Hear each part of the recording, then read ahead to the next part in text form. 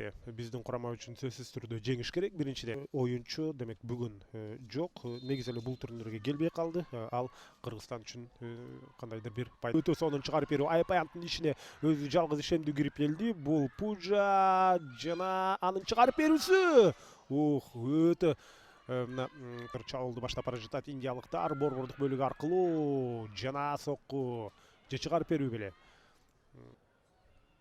Азыр болсо ошондо Нурия топ менен жана дарбазаны көздөй барды.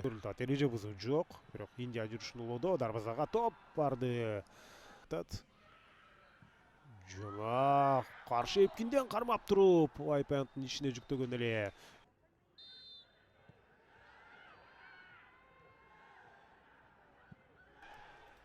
Болуп атат. Жүрүштү уласа болот. Дарбазага сокку. Жакынкы бурчка жана экинчи аракети менен топ кайтты. Жана серпилген топ кайрадан индиялыктарда Виолетта топко жетет. Азамат. Жана тескерисинче азыр мына пас берип алды. Жана сокку. Виолетта Дудечкин аны кайтарды. Ой, Азамат. Топ кеткен, ошондуктан индиялыктар ауттан аны оюнга кошто эле. Айпаянттын ичинде экинчи кабатта күрөш жүрүү керек. Сокку.